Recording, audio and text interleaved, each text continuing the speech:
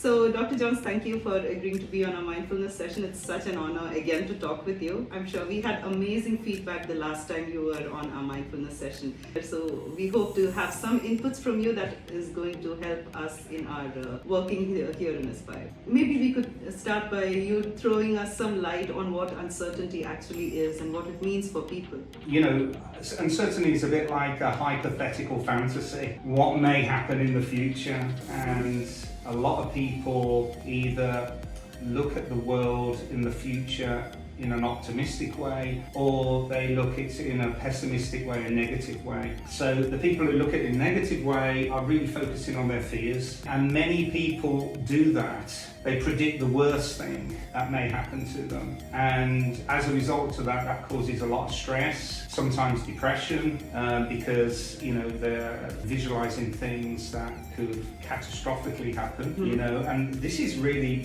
where most anxiety and stress comes. People looking at the future in a negative way, or looking at the past in a negative way. And one of the major, I would say, intervention strategies now that's become incredibly trendy in psychology is to have interventions that get you focused on the now, like the present. Stop bringing your awareness to your past, because you can't ever change that. Stop bringing your awareness to the future, especially if it's a negative one, because that will cause anxiety and stress. And most people are programmed that way, the worriers. We've got all these worriers around, we've probably got lots in our family, and we may worry from time to time, but the worriers will be making decisions on their fears, which is not a great place to be. You won't make great decisions that way. If you go into high performance psychology of athletes, they do not make good decisions under fear. They're not focusing on what they're trying to avoid. They're trying to focus on what is going to happen. And that's one of the major things I have to try to teach people.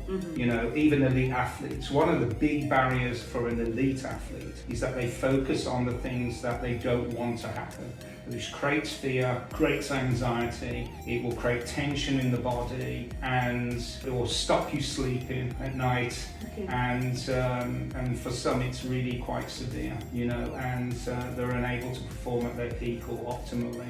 So what we do in performance psychology, we teach a strategy called optimism, and you've all heard of that word, optimism. And hope. Everyone talks about high performance like confidence is the biggest thing. Well, it's a big factor, but it's not as big as optimism. An optimistic attitude is continuous, everlasting. If you are an optimistic person, we know optimistic people, live longer because they have less stress. They look at the world as an opportunity. So you coming into work should be looking, okay, we've now got the World Cup over, where's my opportunities now?